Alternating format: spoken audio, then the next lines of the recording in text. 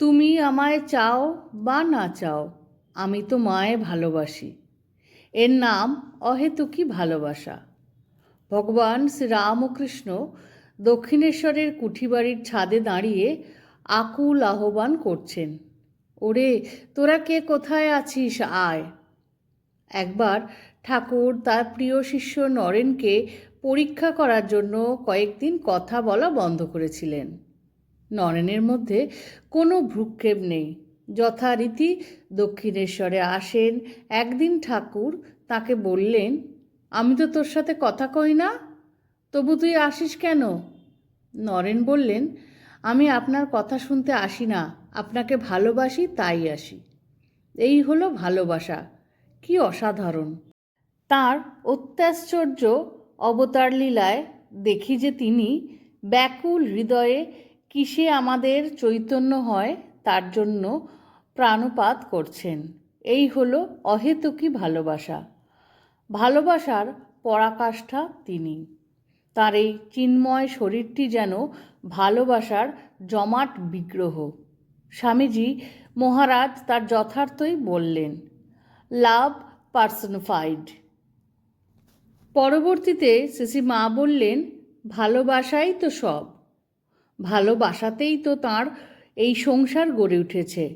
ভালোবাসার প্রতিমূর্তি শ্রী মা তাই অকাতরে সেই ভালোবাসা বিতরণ করে গেছেন।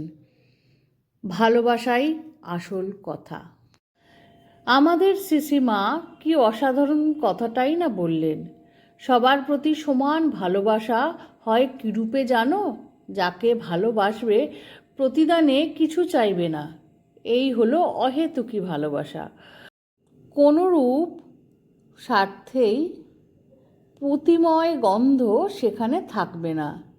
এই অহেতুকী ভালোবাসাই তো আমাদের অন্তরের মলিনতা দূর করে চিত্তশুদ্ধি করে। প্রকৃত ভালোবাসার আমোঘ শক্তিতে আমাদের হৃদয় বিকশিত হয়, বুকে সিংহবলের সঞ্চার হয়, প্রাণে নির্মল আনন্দ অনুভূত হয়। পরিশেষে তাই স্বামীজি মহারাজের কথা স্মরণ করি, আজই হোক কালই হোক কি আজই হইতে শতবর্ষ পরেই হোক, প্রকৃত প্রেমের জয় হইবেই। এই লেখাটি একটি সংগৃহীত অংশ। এত অপূর্ব বিশ্লেষণ যে যেখানে ঠাকুর মা স্বামীজি তাদের ভালোবাসা দিয়ে সারা পৃথিবীকে কোন এক চুম্বকীয় শক্তির মাধ্যমে নিজেদের কাছে টানে, আজও টেনে চলেছে। সত্যিই তো ঠাকুর মা স্বামীজি সকলের তো একই কথা, ভালোবাসা। মনের মধ্যে সততা আর আন্তরিকতা, সঙ্গে চাই ভালোবাসা। তাহলেই ঠাকুর তার পায়ের কাছে আমাদের স্থান দেবেন। ছোট্ট ভিডিওটি আশা করি ভালো লেগেছে। ভালো লাগলে সঙ্গে থাকবেন, আর খুব ভালো লাগলে বন্ধুদের মধ্যে শেয়ার করে দেবেন। শ্রী শ্রী ঠাকুর মা স্বামীজি, আমার গুরু মহারাজ এবং অন্যান্য মহারাজদের শ্রীচরণে শতকোটি প্রণাম। জয় মা, জয় ঠাকুর, জয় স্বামীজি। সকলের মঙ্গল করো।